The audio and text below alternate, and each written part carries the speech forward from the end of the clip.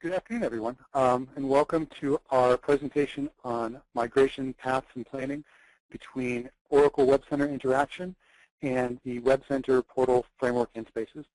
My name is Kevin Donnelly with TechStream Solutions, and I'm joined by Lee Sommerhalder.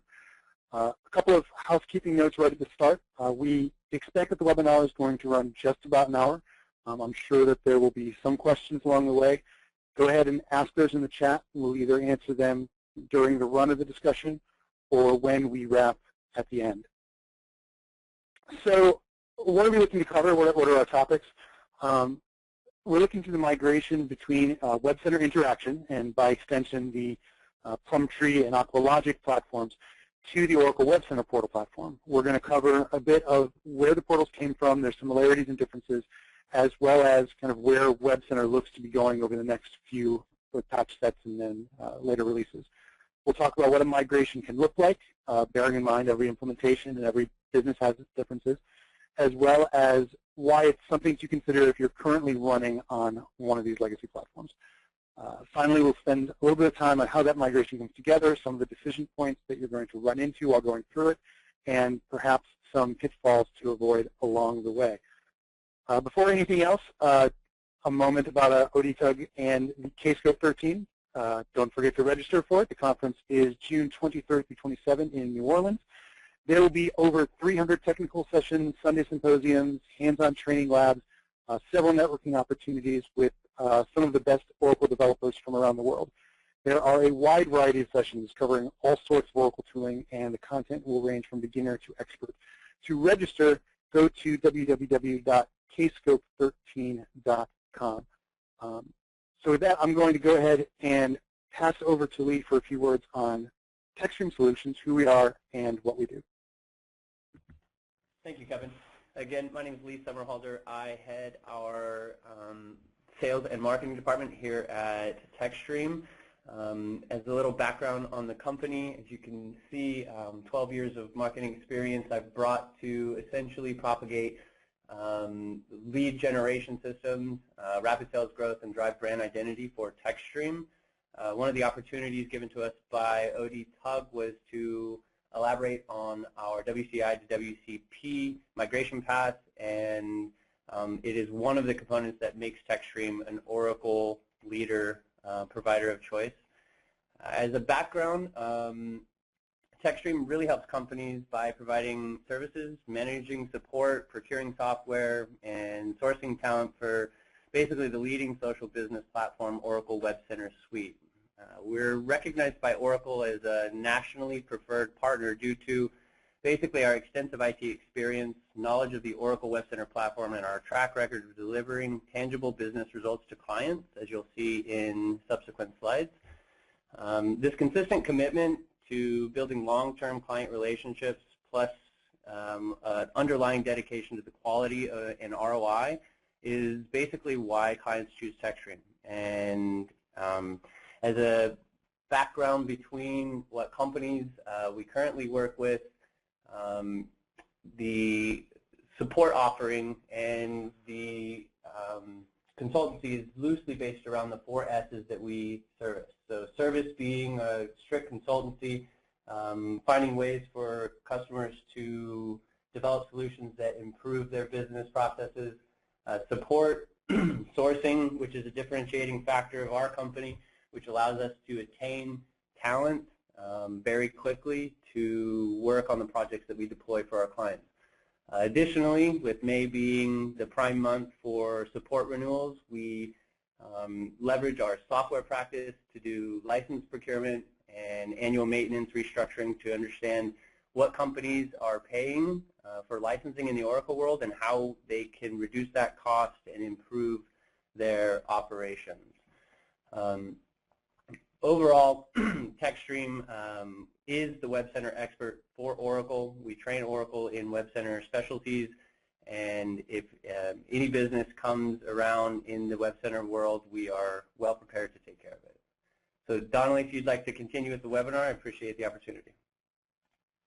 Thanks, Lee, no problem.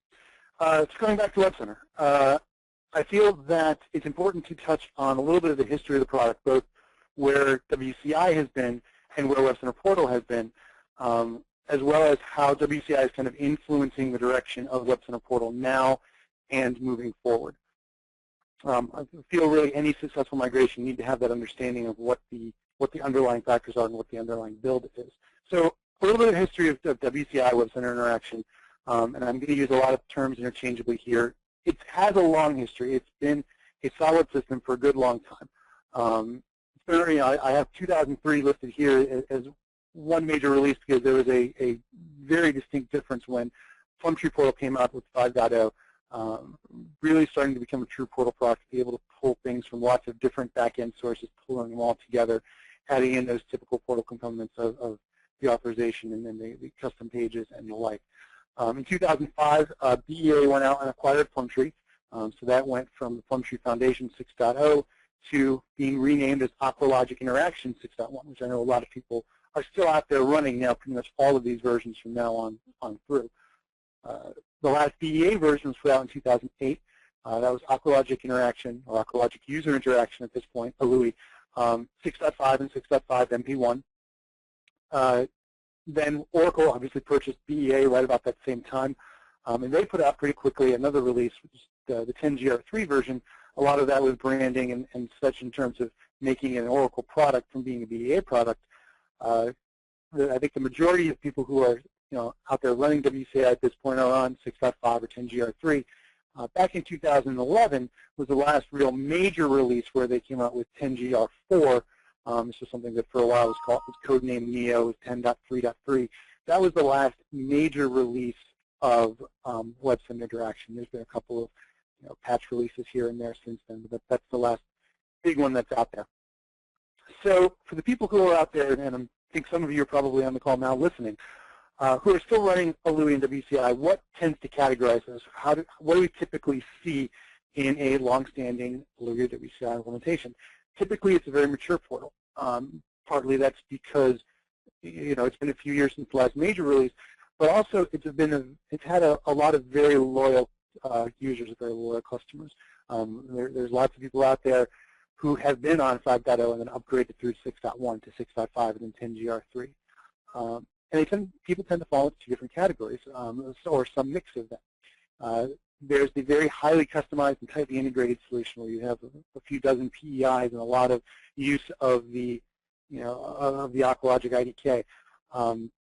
Or the other kind of side of it is something that is very self-contained. ALUI and WCI was very well put together to be something that can be set up to be very business-oriented, be able to kind of push off some of that administration, delegate the administration to the business users, and it can be very self-contained and be a very solid portal that is typically then ends up being very content-oriented and includes a lot of user-generated content, all in one kind of standalone section. So you see a little bit of both of those. So because of that, there's a lot of good reasons that people have stuck with it for so long, and particularly now continuing to stick with it. First off, and the obvious one, if you're happy with it, you're not going to want to move off it. And there's a lot of people who are very, very happy with the implementations over the years. I've done a number of them myself with whether they're migrations or new installations. And I've been very, very happy with it as a product. I know a lot of you are happy with it as well, too. But that said, also there's a lot of wanting to take your time when you're moving technically, move very deliberately. The people who like to be right on the edge of the new custom technology, the new things that come out, when something's been stable for a few years, it probably moved off at this point. But a lot of people would like to see a very static, slow, take your time, make sure you make the right choices and make the right decisions as you move on. The system being a fit is obvious, but one thing that I've run into a number of times now when I've gone and talked to people and gone up to who have been running Aqualogic for a while or running WebCenter Interaction for a while, and the question comes up, well, okay, you have all these needs, or you have, in some cases, these issues with it. Why now to move off it? What's the driving force there? And some of it is when there is a smaller IT department that's running it, and the guy who really knows the system left a couple of years ago, but everyone else knows how to kind of keep it up and running. And this obviously doesn't just apply to a portal platform. You see this all over the place. The guy who knows got it set up and it's there and it's running, but there's no real internal desire for someone to take a big chunk of time, go out there, figure out the inside of the system. It's there, it works, we're happy with it, let's keep moving on. And honestly, there are always higher priorities out there. So with all that in mind, why now? Why is now a good time, and in some cases a necessary time, to look at moving off of this platform and moving on to a new one? The main one, and the initial one, is that support is always a question whenever you're working with your Oracle products. And since it's been a few years since the major releases at this point, the changes are upcoming. So if you're on Aqualogic User Interaction 6.5, barring anything specific in your case, Premier support wrapped up a couple months ago. Premier support ended March 2013. So whatever renewals are coming up, you might need to move on to extended support, which obviously has its own changes and potential costs associated with that. Extended support will run out in March of 2016. So now that's 3 years out, but it's kind of still in the window. For WCI, for the most recent releases, Premier support will end this coming and it's coming January of 2014. So now we're getting to the point where the support costs are going up. The ability that you can count on there being any sort of new releases or new upgrades or new functionality being added to it really isn't there anymore. Initially, stepping back a moment ago, we had said one of the reasons that people like taking it slow and like taking very distinct steps is that you don't necessarily want to be right on the cusp or right on the edge of new technology. You no longer need to be to move off of it. WebCenter portal now, as we'll talk about in a few slides, has been around for a bit of time.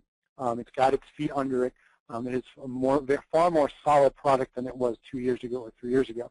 And now that we kind of have, some people who have gone out and done this migration and guided process from one to the other, you're no longer kind of feeling this out as you go. You're kind of skipping the do-it-yourself and starting to have a good, solid plan to move from one to the next. And that's one of the things I'm going to continue to hit on as we go through the importance of having that plan that you can look back to make sure that at any point you know where you are and what's coming and what you've already done. Finally, for a lot of people, honestly, it's time for something that's a more modern portal. WCI has had a great run. It's a great product, but it is certainly showing its age, not just in the interface, but in what it can integrate to, what it can move on. If you're looking to leverage particularly some of Oracle's other Fusion Middleware products and the like, it's about time to move on to a portal that can really take good advantage of that. So going from there to what the actual migration plan is and talking through what WebCenter portal also is and gives. So what do you expect when you're looking to make the move? First off, all web centers are not alike. So what does that mean? This isn't an upgrade. A lot of people, because of the tendency to have the names be the same, Web Center Interaction, Web Center Portal, are all kind of in that same family. This isn't a straight upgrade from one to the next. This is a distinct migration. There's not a run this script and all of a sudden everything comes up and gets up and going. It's an entirely different infrastructure. It is the code base is different. The integrations. There are some that are similar, which we'll talk about as we go. There are some that are easy to make that move from one to the other.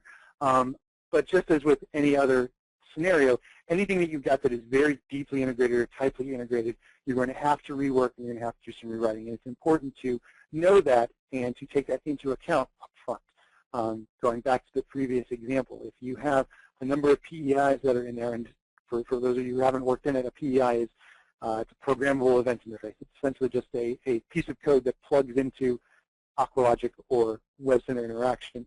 It kind of intercepts and does some things along the way. If you need to change something that happens every login or something along those lines. Those are the kinds of things you take that and say, okay, there's not necessarily a one-to-one mapping here. We can't pick up this code and drop it over into WebCenter Portal. So how am I approaching this? What is the way that I'm doing this now? What is the way I'm going to want to leverage to do that in the future? Because of all that, this is not the project to learn on your feet.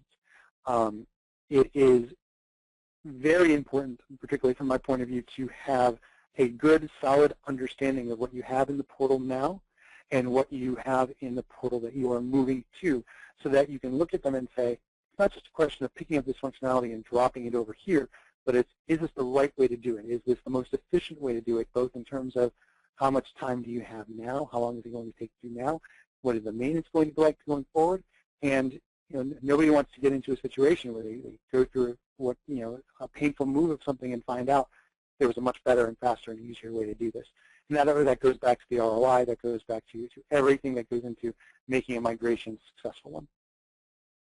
So a little bit about WebCenter Portal, in case there are any of you out there who are Louis and WCI focused and don't really have too much insight into what the Oracle WebCenter platform is now. You see that the little image over there on the right-hand side with the puzzle pieces. That's the overall Oracle's WebCenter platform. There's 4 different components to it. What we're really going to focus on is the portal side, with a little bit of crossover into the content management. But the WebCenter portal, it's an open portal platform. It looks to meet all of the major standards around portal. It opens itself up. It's very integrative. You can integrate into, not just going back and hitting portlets, but hitting some external cache flows. You can integrate .NET portlets into it. You can integrate SharePoint web parts into it. There's lots of kind of ability to reach out and to pull in things, not just custom code, but also other pieces within the overall Oracle Fusion middleware stack. Pull it on in. It focuses on identify users. Now, what does that mean? It means that primarily it is dealing with people who come and log in, or whether if they don't log in, we otherwise SSO them in, or the portal knows who you are. It's not quite so much aimed at the, okay, I'm going to go out and be that business front end and try and pull people who don't have any, who I don't know anything about other than, hey, they're visiting my site, and try and convert them. That falls more into the WebCenter sites kind of web experience piece of it. So part of we're looking to deal with people who we know where they are, be able to present a personalized experience, a customized experience, both intranets and extranets. And also particularly when you move to talking about the spaces pieces of it, building up collaborative work groups, kind of an area that, hey, this is a project or some other sort of workspace where you may have a number of people coming together and doing their work collaboratively in the same space. That, if that sounds familiar to those of you who are out there with WCI and Louis, there's a lot of correlation between the idea of the WebCenter space and a community within WCI, and that's some of the parts that we'll talk about in a little bit as well. So what does it look to do in addition to just bringing these people together? It's application aggregation and delivery. It's going out and saying, I need a little bit from here, I need a little bit from there, and pull them all together onto the same page, and make it easier for people to do their work from day to day. Again, pretty standard stuff from a portal perspective, and a lot of direct correlation there to what Louis and WCI has been doing for years. WebCenter Spaces, you may have heard of as well, is actually a pre-built application that's on top of the portal. At least that's what it is at this point. In a couple of slides, we'll talk a little bit about the release history of what WebCenter Portal has and some upcoming changes along those lines. But that's what brings in those team-focused workspace. Again, very similar to communities. It can go from an assignation perspective, so you say, I'm going to go out and say, anyone who's a member of these groups is going to be part of this community or part of this space. You can have it be self-selected, the ability of kind of opening it up and saying, okay, if you're interested in this space in this group, you can come on and join it, and then automatically get added into your navigation and all the like. They can be IT managed. They can be self-sufficient. Again, another correlation kind of with the communities, being able to say, set this up, or give the permission to a business user to go up and set up this space, spin it off, work it from a template. It's a very strong and solid templating mechanism, even more so than communities were beforehand. To be able to set it up and kind of go off on their own with minimal IT involvement if necessary. Business users can do that management. It comes pre-integrated with WebCenter services as well. WebCenter services are a whole kind of range of stood-up pieces and flows and services that from a license perspective, they're included with the portal and everything else. So that's one less concern you have to worry about. But it provides things like the blogs and the wikis and the polling and the collaborative discussion boards, and a lot of the things that, again, going back to the Louis and WCI mentality, you're thinking, okay, these are similar to some of the things that Studio used to get. These are similar to some of the things you get in collaboration, some of the things that you get in Publisher. And again, the focus of Spaces is more so than just something that's built on the portal framework, is a quick time to release. It gets set up quick. You could turn it on, and it is, more or less ready to go, pending, decisions on look and feel and all that sort of a thing. but get it up and going with minimal IT involvement. So where did WebCenter Portal come from? Well, it was an Oracle-built product. It was released initially in 2007, and it was really built to be the kind of center pole of their portal presence. At that point, Oracle tends to go out and acquire. So there's a whole number of portal platforms and portal products that fall under the Oracle umbrella at this point. Oracle Portal was their own thing. WebLogic Portal, which was a BEA thing, which they had even before they acquired Plumtree. Then WebCenter Interaction, which, again, we've been talking about. And then when they bought Sunday, they took up Sun One Portal as well. It was more of a kind of an aggregation engine sort of thing. But it's still there. They've got a lot of not just portal technology, but people who use portals kind of under their roof. So they kind of, looking at all of these things, said, okay, we're going to pull kind of the best from here, a little piece from here, a little piece from there, and kind of build it together and work on creating that central product. The first release was early in 2007, which was WebCenter 10G. Really up until, the 11G came out with the rest of the Oracle 11G releases in 2009. The portal really first became stable and functional to the point that you can look at and really make a good, solid recommendation that, yes, this is something you can look to use in the production environment without kind of really being on that edge with Patch Set 3, PS3, January 2011. About a year later, PS5 was released that added some additional functionality, some additional speed, and some additional stability as well. Just early this month, I should say, not quite May yet, PS6 was released, which was mainly a bug fix release, but also had some continual improvements in speed and moving forward. PS7 is an interesting one that's currently in the beta program, and as we talk about spaces, that kind of continues to move the ball forward with aiming towards the web tooling, aiming towards that kind of business interaction that WCI and Alui did so well. That's definitely the direction at this point that the WebCenter Portal is going on. We talk about this a little bit here. Similarities in focus and in function. One of the decisions, and honestly probably the first major decision that you look at when you're saying, I'm going to implement WebCenter Portal, whether it's a new install or a migration, is saying, what am I looking at? Am I going to go with a custom portal that is built up on the WebCenter Portal framework, which is essentially a large Java API? It gives you all the hooks. It gives you all the starting points. And from that point, you kind of go on your own. Or do I start from WebCenter Spaces, which is, like I said, that pre-built application. It's kind of your starting point. And it's actually more similar to when you stick a WCI or a Louis on for the first time and you start it up and you say go. Well, you go there and you've got your header and your footer, and you've got a user experience there.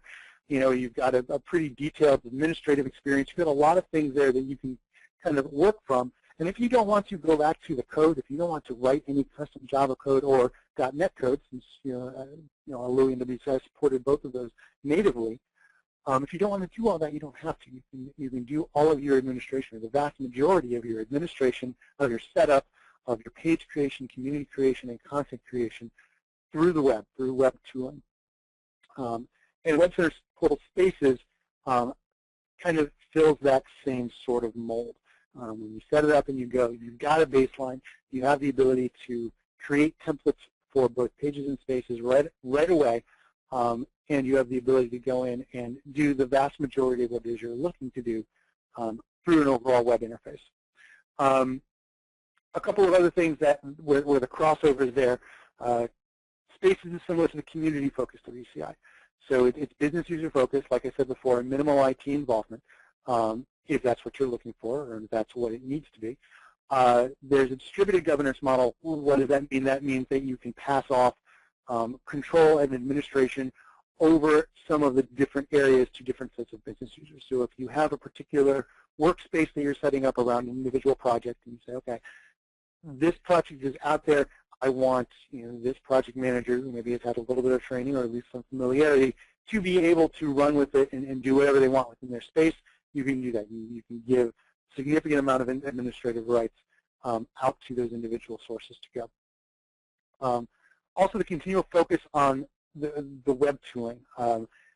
Coming forward in PS7, again, which is in beta, and per Oracle, you take with whatever grains of salt as you typically do when you're talking about release dates, is set up for somewhere around late summer in that range. And there's a lot of additional pieces in that that kind of feel, to me at least, WCI inspired. It's tying spaces much more tightly into the overall environment.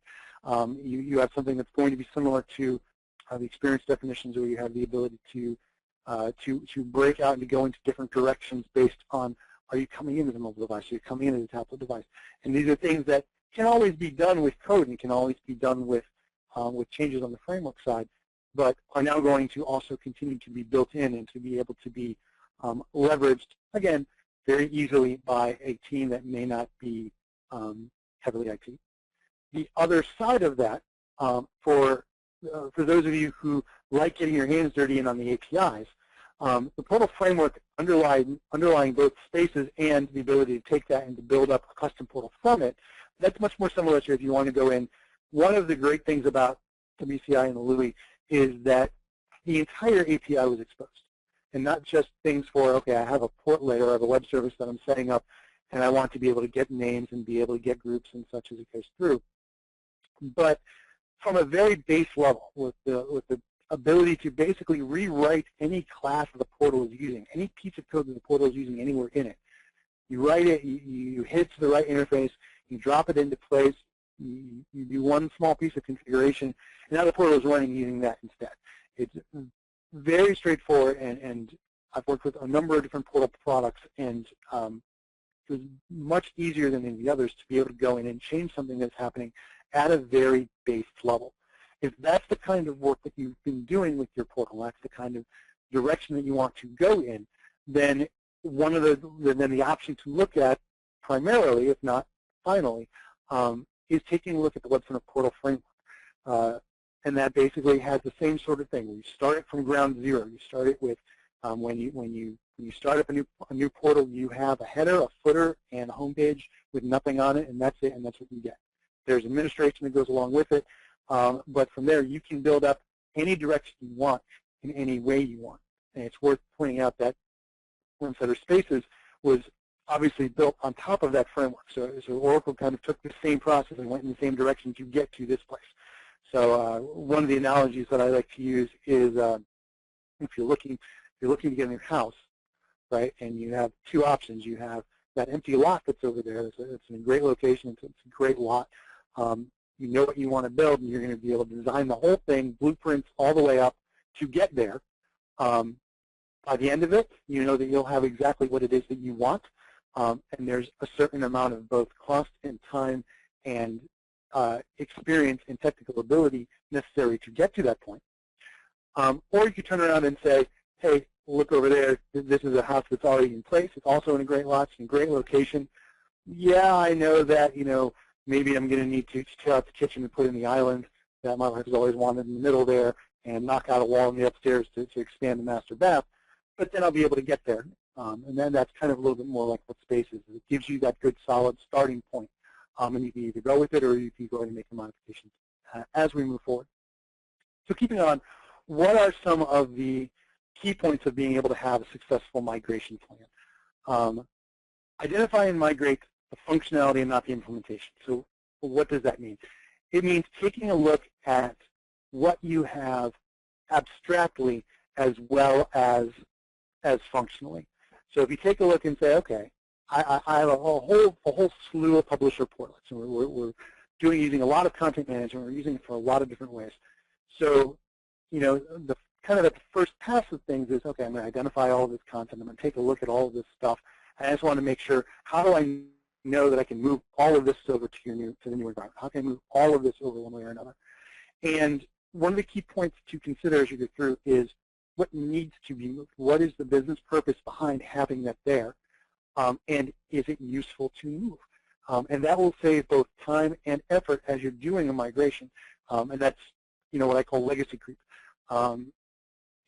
Particularly in a situation where you've got a system that's been around since 5.0. You've upgraded 6.1, you've upgraded 6.5, you've upgraded 10GR3. one of the good things about Louis and WCI is it's always been very backwards compatible. So it's always been very easy to make those moves.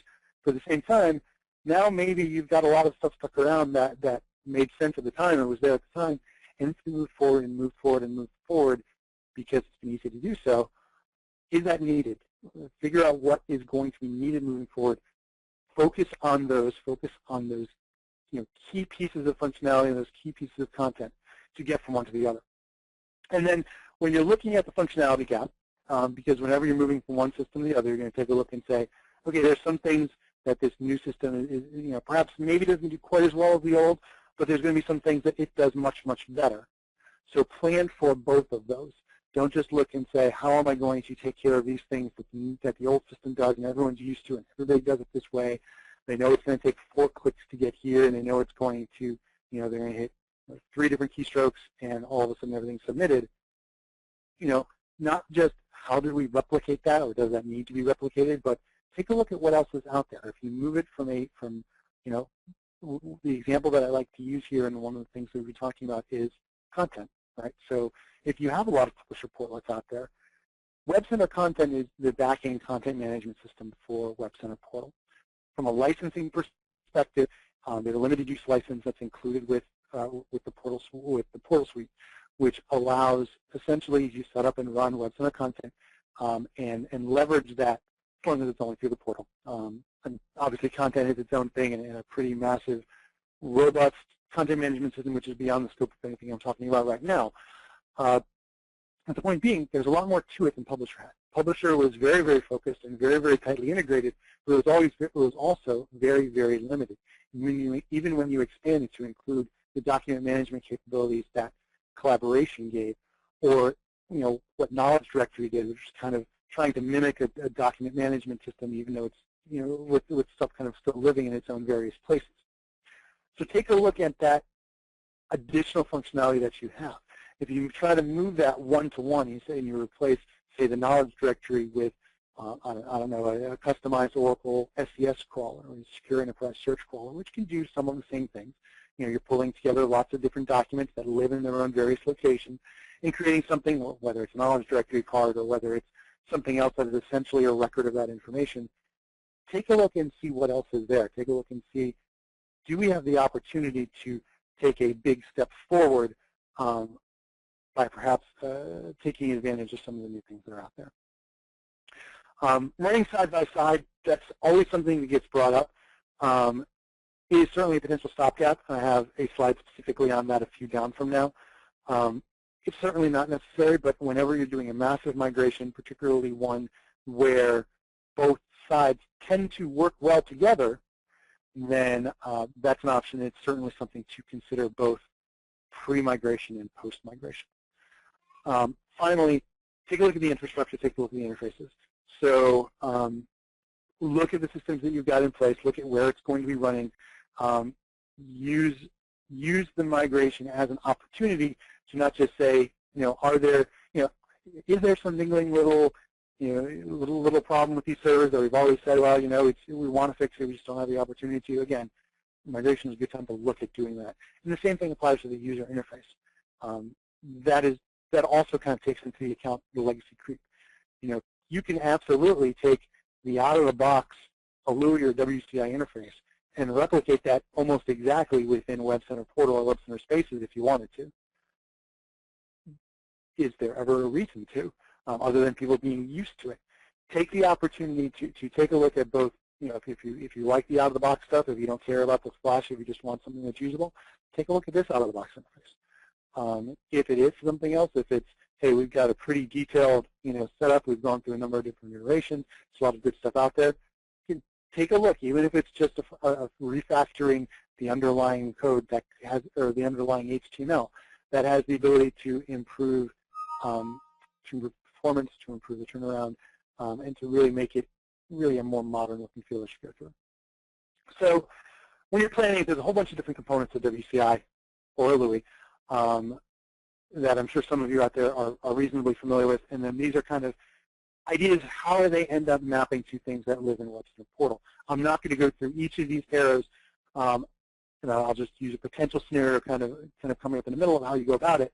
But the point being is, in some of these things, it's reasonably straightforward from one-to-one. You've got, if you've got an authentication provider you're using in WCI that you're using to go back and you're talking to Active Directory, well, there's pretty much a one-to-one correspondence with the way the WebCenter portal does it, which is it turns around, it leans on WebLogic.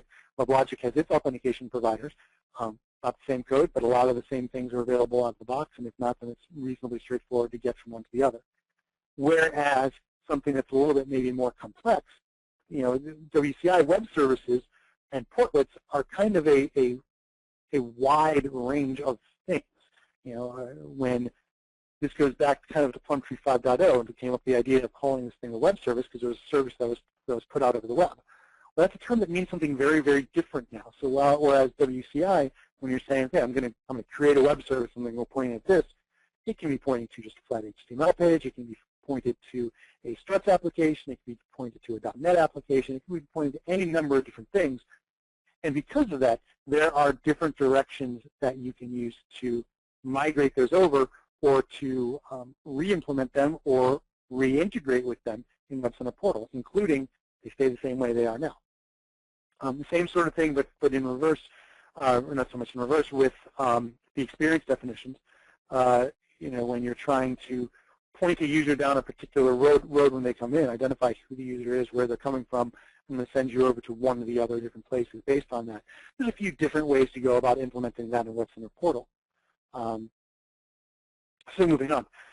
One potential scenario. So an example is we've got a long-term WCI or Aqualogic user. They've gone through a couple of different upgrades, and right now they're on Louis 651. They have a medium-sized business, multiple offices, a little bit spread out, and a reasonably small IT department. So because of that, they've been using Louis as really a sort of standalone kind of environment. Highly integrated with Active Directory. Everybody who uses this portal is a corporate user. They all have an Active Directory user. Louis is turning around and integrating with Active Directory in order to get all of its permissions and its authentication and authorization going down. They use Publisher for content management. Collaboration, a bit here and there, mainly using some of the document sharing and some of the, the document sharing and maybe the discussion boards that are on there. And the communities that they have are mainly department-based. A couple of team ones that are kind of integrated with those collaboration ones. So how do you go about putting this together? How do you go about building that plan? So we break it down into basically 5 different components, 5 different parts. Discover, design, and plan first off, and this is really trying to set you up for a good migration, for a good starting point. Take a look at, kind of do that first deep dive analysis. What is out there? Find everything that's being used that's out there.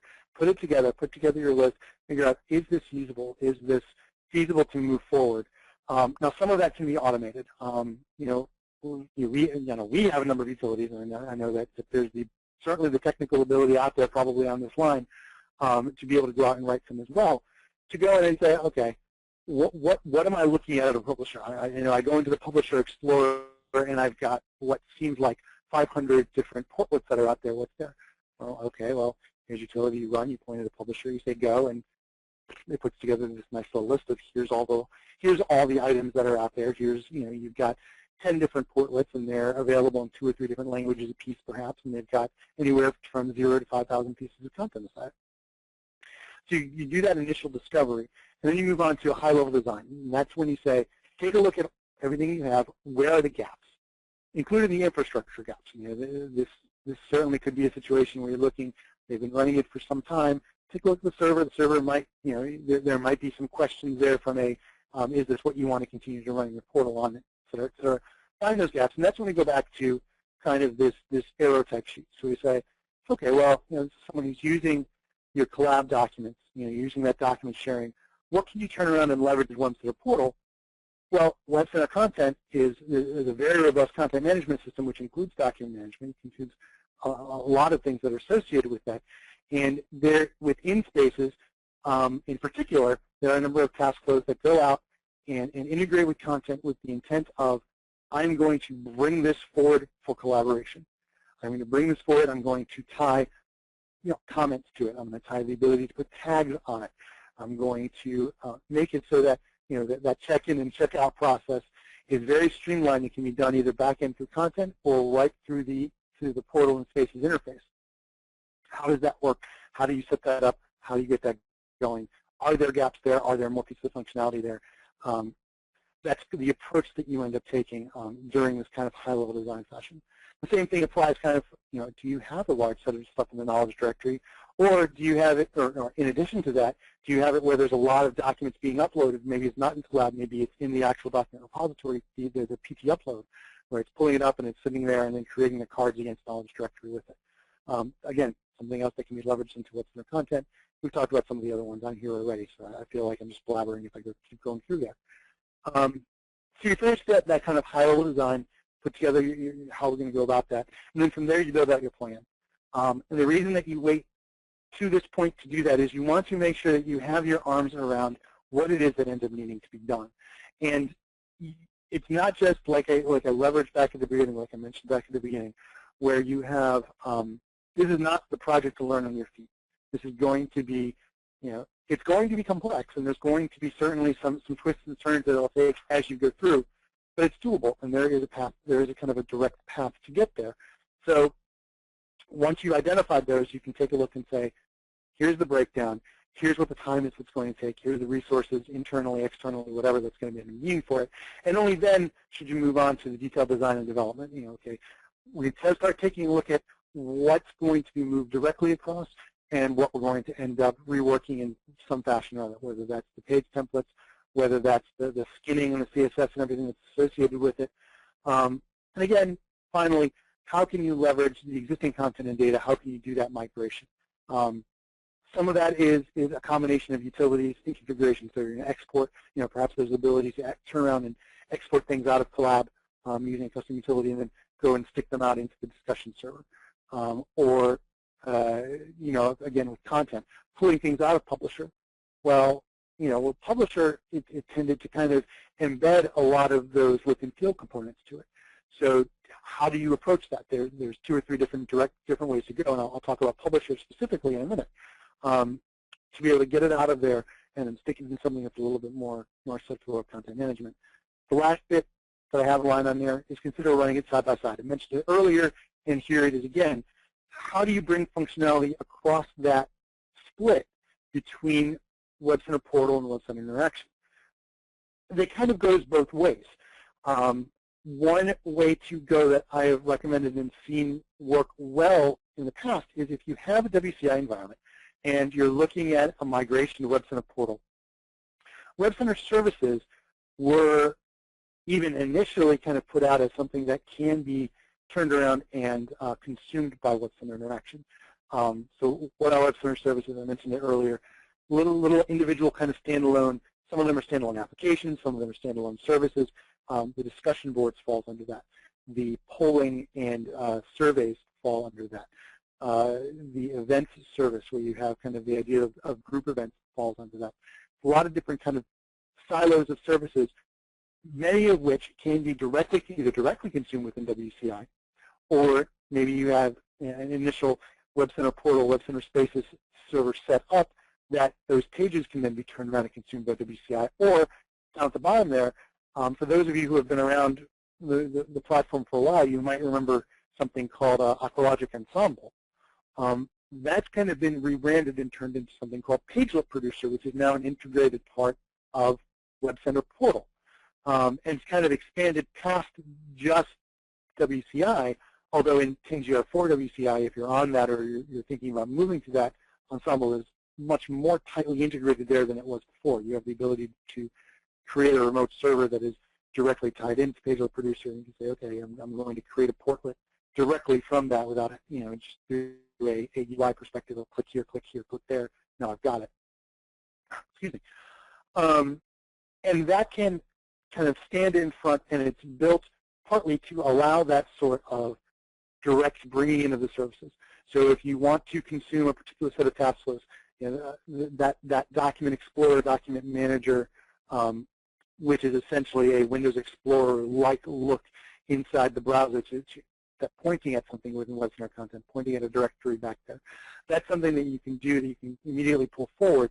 So to your end users, to the users who are actually going on and logging into your system, what are some of the ways that you can bring them, introduce that functionality a little bit at a time, maybe get some of those benefits kind of served up a little bit up front before the big massive migration, so you don't have people thinking, well, what are you doing for the next however many months? Maybe I can just put something out there and get it out, get it exposed a little bit sooner.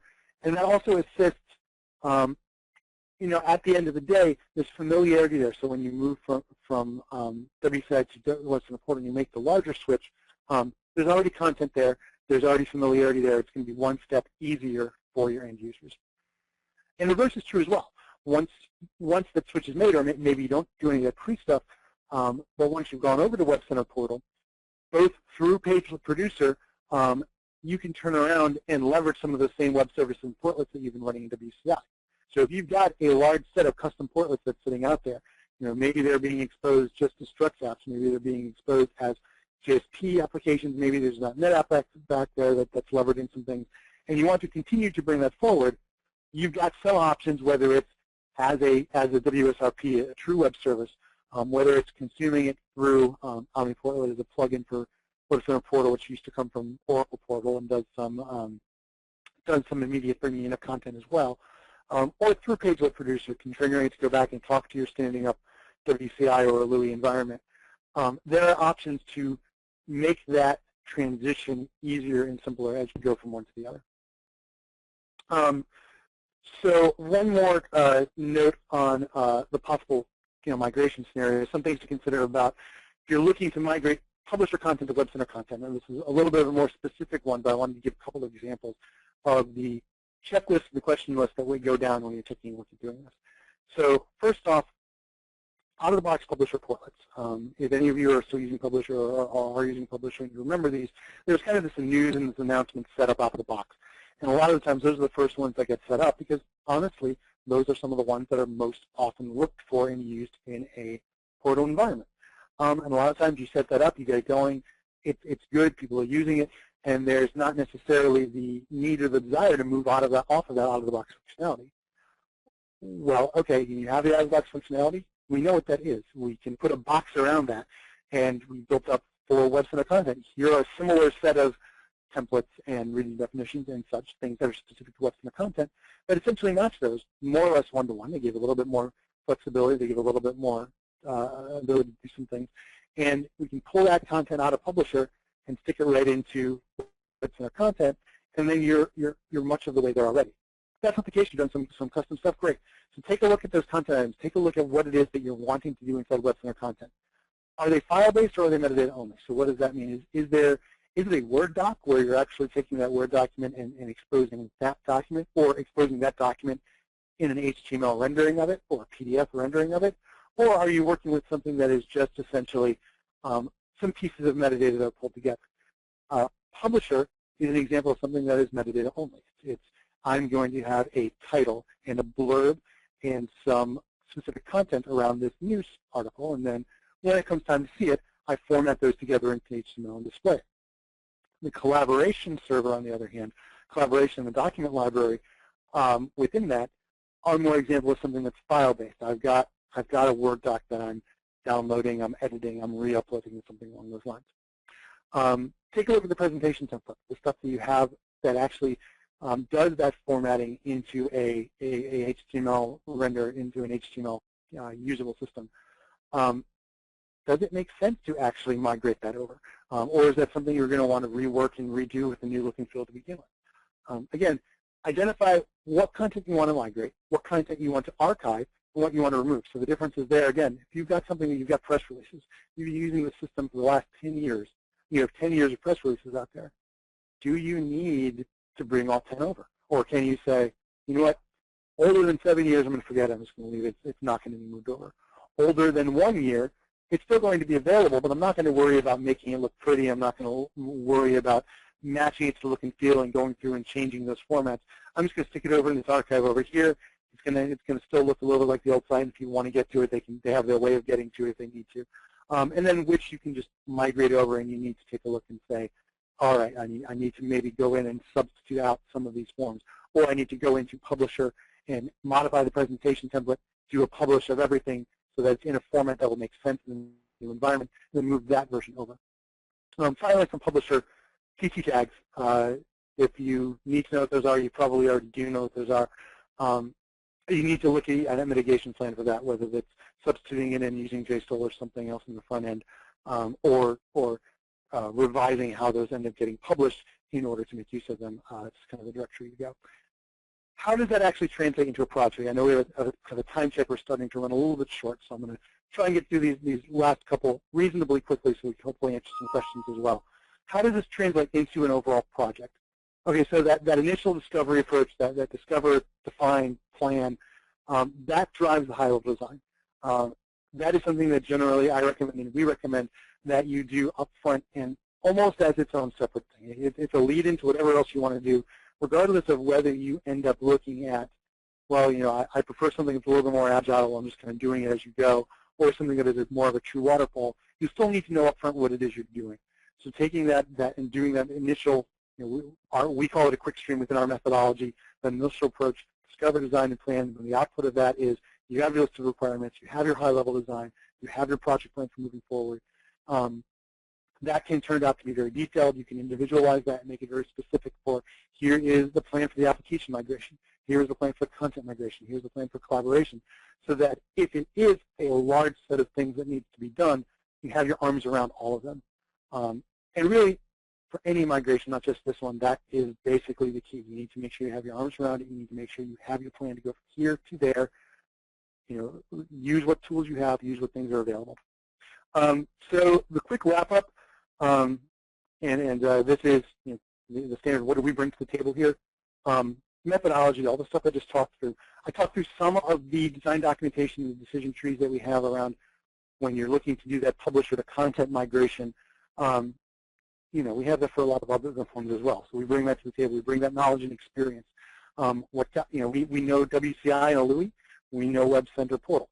So we know kind of both sides of it and can get around and avoid some of those gotchas that are there. You know, what happens if you already have WebCenter content out there, or you are installing it for the first time, and you want to leverage some of the stuff in framework folders? How can you get framework folders working within, you know, WebCenter portal, WebCenter spaces? You know, we've got that solved. So there's lots of things that are there that, you know, we can avoid those gotchas. We can get around it. We can move on. I'll toss it back to Lee for the next step slide, and then I think we'll open up for some questions as well. Thank you, Donnelly. Just like to close out with thanking everybody for the opportunity to present this to you guys. We are reachable in a multitude of ways. Most pervasive would be LinkedIn. If you guys have a chance to visit LinkedIn, just type in TechStream and you'll find us. I'd appreciate you guys to follow. We post content regularly about these kind of things, and moving forward in 2013, we've got some great things on the horizon for a lot of different solutions in the industry. So again, I appreciate you guys reaching out. As a call-to number, if you have a pen and paper, feel free to reach out at 1-800-TechStream. All right, and I'll pick up a couple of questions, at least one that we've got come up. Has TechStream developed any API to API migration tool for things like content, community structure, and security? Three vastly different things. I'm going to address each of them separately and quickly, given the time that we're looking at. So the security model is something that's very different. Honestly, no, we haven't looked at doing an API to API from a security model because they are very different, and they're actually different whether you look at, are you doing it in the portal framework, or are you doing it in spaces. Security, to me, is something that you need to take a look at holistically. You need to take a look at it in the overall kind of environment that you're working in and the infrastructure you're working in. So that's honestly something that I would recommend doing a plan and then building up from scratch rather than trying to do some sort of a migration of security pieces, unless that's, you know, if you've got your own standalone external database. You know, certainly have people who have some sort of kind of third-party setup along the security matter. There's ways to approach that. But generally, security is something you want to take a fresh look at when you're moving from one system to another, whether it's these portals or something, or content or something else. Community structure. Community structure, there are, and we don't really have the depth to get into this now, but feel free to reach out through the info at TechStream. We could talk a little bit more about this. One of the things that I think is absolutely great about WebCenter portal, which would have, if it existed in WCI, would have solved a ton of problems in a lot of different places, is it has kind of an abstracted navigation model. It has the ability to define, here is what my overall structure looks like, whether it's spaces or whether it's pages or whether it's anything, external links out to dynamic calls to content that can be built directly into the nav and doesn't necessarily rely on the underlying structure. So in WCI, if you're doing anything remotely out of the box, your page and your kind of overall structure is based on, here's the community, and maybe your community has one page, or maybe your community has no pages and just has sub-communities. But you have to build up your tree of, here's your top-level sub-communities, here's your next-level sub-communities, going on deeper and deeper until you get whatever your overall sitemap looks like. That is all entirely abstracted away. So you can have your set of spaces essentially defined over here, and there's still the concept of subspaces where there's permissions, inheritance, and the like to go along with it. But you can have your navigation separate from that, and you can have things like your external URLs where you're going off to, some internal objective or some internal site listed in that separately. So that's community structure. Content, yes, although not directly. We have API to come out, API to put in, and the reason for doing that is a lot of the times we're going to want to do some tweaks, whether it's pulling out PT tags, whether it is modifying HTML classes that are coming through because they're going to look a little bit differently on the other side. So we aim to pull it out. We do any modifications that have to be done when it's essentially in a format that we know, we understand, and we control, and then we import it in and we move it in. So that's the kind of the direction and directive that we take for migration of content. I know we are right about at the time. Do we have any other questions that are out there? All right. So thank you all for attending. If you have any questions, the contact information is up on the screen. Email, the web, LinkedIn, whatever direction you want. We're out there. We're listening. Thank you very much for spending some time with us today.